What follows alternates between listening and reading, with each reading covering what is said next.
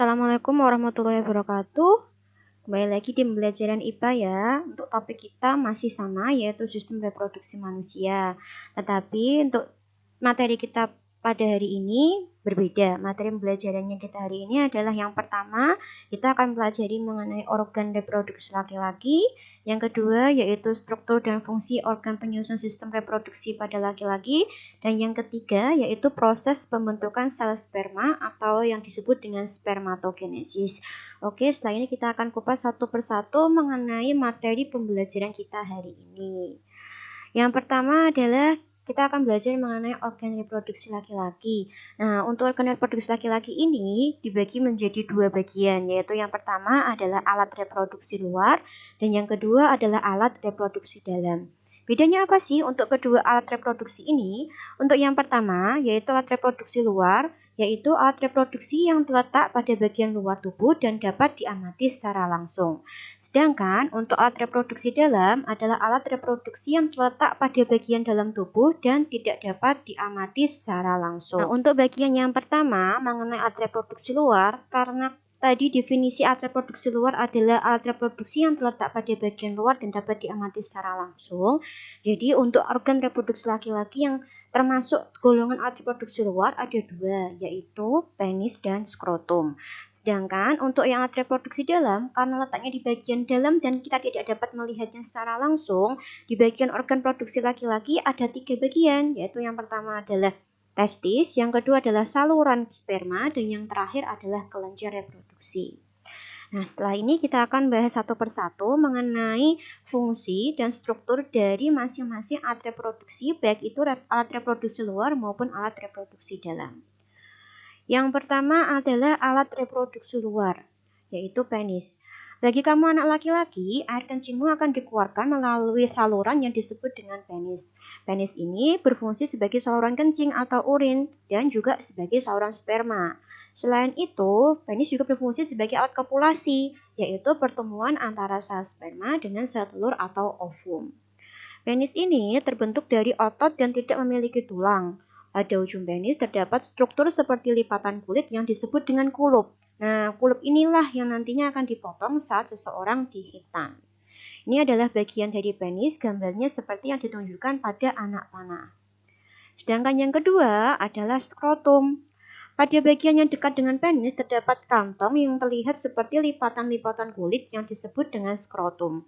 Pada skrotum tersebut terdapat dua buah atau sepasang testis yang berbentuk bulat telur. Nah, skrotum ini berfungsi sebagai penyangga testis dan juga sebagai regulasi temperatur. Maksudnya adalah untuk menjaga suhu testis agar sesuai untuk produksi sperma.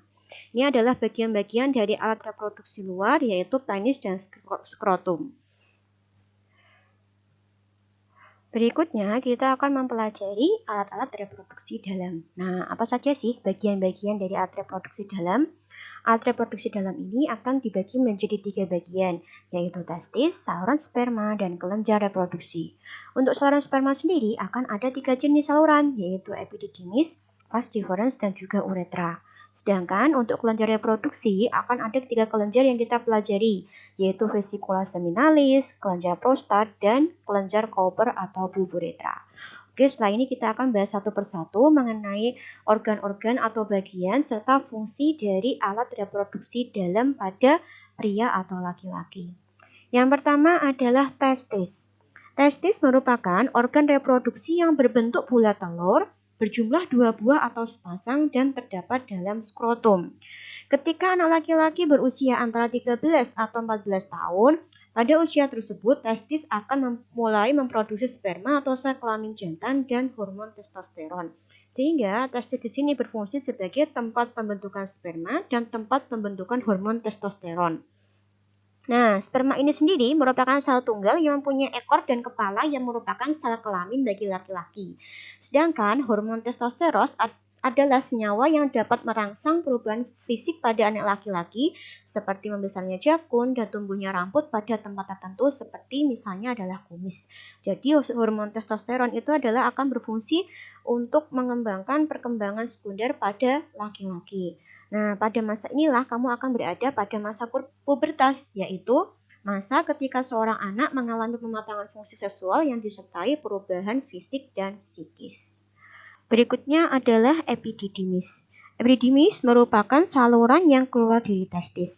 Pada saluran ini, sperma akan disimpan sementara waktu sampai berkembang sempurna dan dapat bergerak menuju saluran berikutnya, yaitu vas deferens.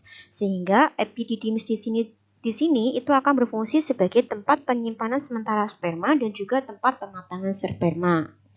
Lalu yang berikutnya adalah vas deferens. Vas deferens merupakan saluran yang menghubungkan antara epididymis dan uretra serta berfungsi sebagai saluran sperma menuju uretra. Sehingga vas deferens dapat dikatakan sebagai saluran pengangkut sperma. Saluran sperma yang terakhir yaitu uretra. Uretra merupakan saluran akhir dari saluran reproduksi laki-laki yang terdapat di dalam penis. Karena tadi penis berfungsi sebagai saluran kencing atau urin dan juga sebagai saluran sperma, maka uretra selain berfungsi sebagai saluran keluarnya sperma, juga akan berfungsi sebagai saluran keluarnya air urin atau kencing. Proses keluarnya sperma inilah yang akan dikenal dengan nama istilah ejakulasi. Lalu, yang berikutnya adalah kelenjar reproduksi. Kelenjar reproduksi berfungsi untuk memproduksi getah atau cairan yang nantinya akan bercampur dengan sel sperma menjadi cairan mani atau semen. Nah, kelenjar reproduksi ini akan dibagi menjadi 3, yaitu vesikula seminalis, kelenjar prostat, dan kelenjar Cowper. Yang pertama kita akan bahas yaitu vesikula seminalis. Vesikula seminalis merupakan struktur yang berbentuk seperti kantong kusut kecil yang terletak di bagian belakang dari kantong kemih. Kelenjar ini akan menghasilkan cairan-cairan yang bersifat basa yang mengandung fruktosa atau gula monosakarida, hormon prostaglandin, dan protein pembekuan. Fungsinya apa saja sih untuk zat-zat yang dikeluarkan oleh vesikula seminalis? Kita akan bahas satu persatu ya. Yang pertama adalah cairan yang bersifat basa. Cairan basa ini akan berfungsi untuk menetralkan cairan urin yang bersifat asam yang tertinggal pada uretra. Sedangkan fruktosa yang dihasilkan akan berfungsi sebagai sumber energi utama atau sumber makanan bagi sperma. Selain itu, hormon prostaglandin yang akan dikeluarkan oleh vesikula seminalis juga akan berfungsi sebagai perangsang kontraksi otot polos pada saluran reproduksi, sehingga sperma akan lebih mudah dipindahkan dari tempat penyimpanan pada pria ke oviduct atau saluran telur pada perempuan. Nah, untuk zat berikutnya yang dikeluarkan dari vesikula seminalis yaitu protein pembekuan. Ini fungsinya adalah sebagai pembekuan atau koagulasi semen setelah terjadi proses koagulasi lebih lanjut. Itu adalah beberapa fungsi dari zat-zat yang dikeluarkan oleh vesikula seminalis. Yang berikutnya adalah kelenjar prostat. Kelenjar prostat berfungsi untuk menghasilkan cairan keputih-putihan yang bersifat sedikit asam dan mengandung beberapa zat, yaitu asam sitrat yang akan digunakan untuk menghasilkan energi atau ATP atau sumber energi bagi sperma, beberapa enzim yaitu pepsinogen, lisozim, dan amilase, serta seminalplasmin yang akan berfungsi sebagai antibiotik untuk membunuh bakteri dalam saluran reproduksi. Nah, biasanya di kelenjar prostat ini akan terjadi suatu kasus di mana pada pria yang berumur sekitar 50 tahun, kelenjar prostat ini akan mengalami pembesaran. Pembesarannya akan berubah dari sebesar buah kemiri menjadi seukuran seperti buah jeruk lemon. Ini akan dikenal dengan nama BPH, yaitu benign prostatic hyperplasia. BPH ini merupakan kelainan yang menyebabkan saluran uretra menjadi lebih kecil dan sulit untuk mengeluarkan urin atau air kencing. Nah, BPH ini berbeda ya dengan kanker prostat karena pada kanker prostat itu berkembang di bagian luar dari kelenjar prostat. Sedangkan untuk BPH ini akan berkembang pada bagian dalam kelenjar prostat. Untuk kelenjar yang ketiga yaitu kelenjar Cowper atau bulb uretra. Nah, kelenjar Cowper ini akan menghasilkan lendir dan cairan yang bersifat basa juga. Cairan ini akan berfungsi untuk melindungi sperma dengan cara menetralkan urin yang memiliki pH asam yang tersisa di dalam uretra serta melapisi uretra sehingga mengurangi sperma yang rusak selama ejakulasi. Nah, karakteristik sperma yang dihasilkan dari proses di kelenjar reproduksi akan mempunyai beberapa karakteristik, yaitu yang pertama adalah sperma itu akan bercampur dengan getah-getah dari kelenjar reproduksi. Getah-getah ini akan menghasilkan sperma yang berupa suspensi yang disebut dengan semen atau cairan mani. Volume semen ini yang dikeluarkan sebesar 2,5 sampai 5 ml. Dalam tiap 1 ml semen akan terkandung 50 hingga 150 juta sel sperma. Dari jutaan sel sperma ini hanya akan ada satu sperma yang akan berhasil memulai sel telur. Oke, berikutnya kita akan mempelajari mengenai apa sih itu spermatogenesis. Nah, sebelum kita mempelajari spermatogenesis, kita akan pelajari tentang tanda kematangan organ reproduksi pada pria. Tanda bahwa sistem reproduksi pada laki-laki telah matang adalah dengan keluarnya cairan mani dari penis. Biasanya, cairan mani tersebut keluar pada saat anak laki-laki mengalami mimpi basah. Nah, mimpi basah ini terjadi pada saat anak laki-laki tersebut usia antara 10 hingga 14 tahun. Nah, sebenarnya apa sih cairan mani itu? Cairan mani merupakan campuran dari sel-sel sperma dengan getah-getah yang dikeluarkan oleh 3 kelenjar reproduksi, yaitu vesicula seminalis, kelenjar prostat, dan juga kelenjar Cooper atau pulpurethra. Oke, setelah ini kita akan mempelajari mengenai spermatogenesis dan prosesnya atau tahapannya. Spermatogenesis tersebut merupakan proses pembentukan sel kelamin jantan atau sel sperma yang terjadi di dalam tubulus seminiferus. Ini adalah potongan melintang dari tubulus seminiferus. Proses pembentukan sperma yang disebut dengan spermatogenesis terjadi di dalam tubulus seminiferus. Tubulus itu berarti saluran-saluran, sedangkan kata seminiferus berasal dari kata semen yang artinya adalah sperma. Jadi, tubulus seminiferus ini adalah saluran panjang yang berkelok-kelok tempat pembentukan sperma. Nah, kumpulan tubulus inilah yang nantinya akan membentuk struktur organ testis. Sehingga spermatogenesis atau proses pembentukan sel sperma atau sel kelamin jantan juga akan terjadi di dalam tubulus seminiferus. Prosesnya akan terjadi secara bertahap.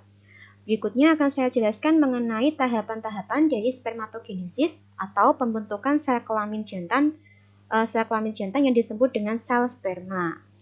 Spermatogenesis diawali dengan sel induk sperma atau spermatogonium yang bersifat diploid atau 2N yang mengalami pembelahan mitosis. Karena pembelahannya mitosis, maka hasil kromosom anaknya juga akan sama dengan hasil kromosom induknya. Nah, pembelahan mitosis ini akan menghasilkan spermatosit primer yang hasil kromosomnya sama dengan hasil kromosom induk, yaitu 2N. Selanjutnya, spermatosit primer atau 2N tadi akan mengalami meiosis tahap pertama, menghasilkan spermatosit sekunder yang hasil kromosomnya adalah separuhnya dari kromosom induknya, yaitu N, karena mengalami pembelahan secara meiosis. Selanjutnya, dari masing-masing spermatosit sekunder akan mengalami meiosis tahap kedua, menghasilkan spermatid yang kromosomnya juga separuh dari kromosom induknya atau bersifat haploid, yaitu N, karena mengalami tahapan meiosis. Nah, dari spermatid ini akan mengalami diferensiasi atau perkembangan sehingga terbentuklah 4 sel sperma atau spermatozoa yang matang. Ini adalah gambar dari sperma atau spermatozoa yang siap untuk mengalami pembuahan dengan sel telur. Dari sel sperma itu akan terdiri dari bagiannya yaitu kepala, bagian tengah, dan ekor. Ekor berfungsi untuk membantu sperma berenang, sedangkan kepala berfungsi untuk membantu sperma menembus sel telur. Nah, dari spermatogenesis ini akan menghasilkan 4 sel spermatozoa atau 4 sel sperma yang matang. Sebenarnya untuk spermatogenesis ini berlangsung berkali-kali sehingga nantinya akan menghasilkan jutaan sel sperma yang akan siap untuk membuahi sel telur. Tetapi hanya ada satu sel sperma saja yang siap untuk membuahi sel telur. Nah, dari pembelajaran kita hari ini dapat kita simpulkan ya. Yang pertama adalah spermatogenesis berlangsung pada testis, yaitu di dalam tubulus seminiferus, yaitu kumpulan-kumpulan dari saluran yang berkelok-kelok yang membentuk struktur organ testis itu. Yang kedua, dari hasil satu siklus spermatogenesis akan menghasilkan 4 buah sel sperma atau spermatozoa yang matang yang berfungsi, yang nantinya akan berfungsi untuk membuahi dari sel telur. Jadi dari 4 sel sperma, dari jutaan sel sperma yang dihasilkan dari berulang kali proses spermatogenesis, hanya akan ada satu sel sperma yang berhasil membuahi sel telur. Yang ketiga, proses spermatogenesis ini atau pembentukan sel sperma dimulai pada saat pubertas, yaitu yang ditandai dengan adanya keluarnya cairan mani pada saat mimpi basah. Dan kapan berhentinya? Untuk proses spermatogenesis ini akan berlangsung terus-menerus. Proses spermatogenesis ini tidak akan berhenti sampai orang tersebut mati. Bahkan pada saat kakek-kakek pun masih terbentuk atau masih mereproduksi sperma. Yang terjadi hanyalah berkurangnya reproduksi dari sperma. Nah, untuk berkurangnya produksi sperma ini dikarenakan beberapa hal. Yang pertama adalah faktor gizi makanan yang dikonsumsi, dan yang kedua adalah pola hidup seperti merokok, atau mungkin kurang olahraga, kurang istirahat, dan yang lain sebagainya. Dan yang kesembilan yang terakhir, sperma ini terdiri dari 3 bagian, yaitu bagian kepala yang berfungsi untuk membantu sperma menembus sel telur, bagian tengah, dan bagian ekor yang berfungsi untuk sperma memudahkan ketika dia itu berenang. Oke, cukup sekian pembelajaran kita hari ini. Terima kasih telah menonton video ini. Tetap semangat, tetap sehat, tetap belajar di rumah saja. Sampai jumpa di video pembelajaran IPA berikutnya. Wassalamualaikum warahmatullahi wabarakatuh.